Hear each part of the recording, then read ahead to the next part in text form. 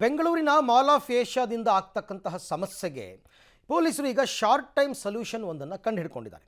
ಅದಕ್ಕೆ ಆಡಳಿತ ಮಂಡಳಿ ಕೂಡ ಅಸ್ತು ಅಂತ ಹೇಳಿದೆ. ಹಾಗಾದರೆ ಮಾಲ್ ಆಫ್ ಏಷ್ಯಾದಿಂದ ಆಗ್ತಾ ಇದ್ದ ಸಂಚಾರ ದಟ್ಟಣೆಯ ಕಂಟ್ರೋಲ್ಗೆ ಮಾಡಿಕೊಂಡಿರ್ತಕ್ಕಂಥ ಸೊಲ್ಯೂಷನ್ ಏನು ಅನ್ನೋದನ್ನು ಹೇಳ್ತೀವಿ ಈ ರಿಪೋರ್ಟ್ನಲ್ಲಿ ನೋಡಿ. ಮಾಲ್ ಆಫ್ ಏಷ್ಯಾದಿಂದ ಆಗುತ್ತಿದ್ದ ಟ್ರಾಫಿಕ್ಗೆ ಪರಿಹಾರ, ಪೊಲೀಸ್ ಸೊಲ್ಯೂಷನ್ಗೆ ಓಕೆ ಎಂದ ಮಾಲ್ ಆಡಳಿತ ಮಂಡಳಿ. ಬೆಂಗಳೂರಿನ ಬ್ಯಾಟ್ರಾಯನ್ಪುರದಲ್ಲಿರುವಂತಹ ಮಾಲ್ ಆಫ್ ಏಷ್ಯಾದಿಂದ ಏರ್ಪೋರ್ಟ್ ರೋಡ್ನಲ್ಲಿ ಸಂಚಾರ ದಟ್ಟಣೆ ಹೆಚ್ಚಾಗ್ತಾ ಇರೋದ್ರಿಂದ ಸಾರ್ವಜನಿಕರಿಂದ ಸಾಲು ಸಾಲು ದೂರುಗಳು ಬರ್ತಾ ಇತ್ತು. ಹೀಗಾಗಿ ತಾತ್ಕಾಲಿಕವಾಗಿ ಮಾಲ್ ಆಫ್ ಏಷ್ಯಾವನ್ನ ಬಂದ್ ಮಾಡಲಾಗಿತ್ತು. ಇದನ್ನ ಪ್ರಶ್ನಿಸಿ ಮಾಲ್ ಆಡಳಿತ ಮಂಡಳಿ ಕೋರ್ಟ್ ಮೆಟ್ಟಿಲೇರಿತು. ವಿಚಾರಣೆ ನಡೆಸಿದಂತಹ ನ್ಯಾಯಾಲಯ ಯಾರಿಗೂ ತೊಂದರೆ ಆಗದಂತೆ ಸಮಸ್ಯೆಯನ್ನ ಬಗೆಹರಿಸಿಕೊಳ್ಳೋದಿಕ್ಕೆ ಸಲಹೆಯನ್ನ ನೀಡಿತು. ಆ ಕಾರಣಕ್ಕಾಗಿ ಬೆಂಗಳೂರು ಪೊಲೀಸರು ಮಾಲ್ ಆಫ್ ಏಷ್ಯಾದಿಂದ ಆಗ್ತಾ ಇರೋ ಸಂಚಾರ ದಟ್ಟಣೆಯನ್ನ ಕಂಟ್ರೋಲ್ಗೆ ತರುವುದಕ್ಕೆ ಶಾರ್ಟ್ ಟೈಮ್ ಮಾರ್ಗೋಪಾಯ ಹಾಗೂ ಲಾಂಗ್ ಟೈಮ್ ಮಾರ್ಗೋಪಾಯಗಳ ಬಗ್ಗೆ ಮಾಲ್ನವರಿಗೆ ವಿವರಿಸಿದ್ದಾರೆ.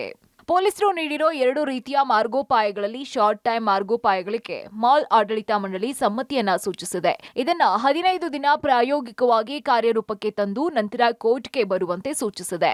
ಹಾಗಾದ್ರೆ ಪೊಲೀಸರ ಶಾರ್ಟ್ ಟೈಮ್ ಮಾರ್ಗೋಪಾಯಗಳು ಏನು ಅನ್ನೋದನ್ನ ನೋಡೋಣ ಬನ್ನಿ. ಪೊಲೀಸರ ಶಾರ್ಟ್ ಟೈಮ್ ಮಾರ್ಗೋಪಾಯಗಳು: ಮಾಲ್ಗೆ ಬರುವ ವಾಹನಗಳ ತಪಾಸಣೆಯನ್ನ ಮಾಲ್ ಒಳಭಾಗದಲ್ಲಿ ಮಾಡಲು ಸೂಚನೆ. ವೀಕೆಂಡ್ನಲ್ಲಿ ಎಂಟ್ರಿ ಮತ್ತು ಎಕ್ಸಿಟ್ ಬೇರೆ ಬೇರೆ ಕಡೆ ಇರಬೇಕು. ಮಾಲ್ ಮುಂಭಾಗದಲ್ಲಿ ಎಂಟ್ರಿ ಕೊಟ್ರೆ ಹಿಂಭಾಗದಿಂದ ಎಕ್ಸಿಟ್ ಕೊಡಬೇಕು. ಇಲ್ಲವೇ ಹಿಂಭಾಗದಿಂದ ಎಂಟ್ರಿ ಕೊಟ್ಟು ಮುಂಭಾಗದಿಂದ ಎಕ್ಸಿಟ್ ಕೊಡಬೇಕು. ಮಾಲ್ನಲ್ಲಿ ಕೆಲಸ ಮಾಡುವ ಸಿಬ್ಬಂದಿಯ ವಾಹನಗಳ ಪಾರ್ಕಿಂಗ್ಗೆ ಪ್ರತ್ಯೇಕ ವ್ಯವಸ್ಥೆಯನ್ನ ಕಲ್ಪಿಸಬೇಕು. ಮಾಲ್ ಮುಂಭಾಗದ ರಸ್ತೆಯಲ್ಲಿ ಸಿಬ್ಬಂದಿ ವಾಹನಗಳನ್ನ ಪಾರ್ಕ್ ಮಾಡುವಂತಿಲ್ಲ. ಮಾಲ್ನಲ್ಲಿ ಪಾರ್ಕಿಂಗ್ ಅಂತ ಬಿಬಿಎಂಪಿ ಕೊಟ್ಟ ಸ್ಥಳದಲ್ಲಿ ಪಾರ್ಕಿಂಗ್ ವ್ಯವಸ್ಥೆ ಕಲ್ಪಿಸಬೇಕು.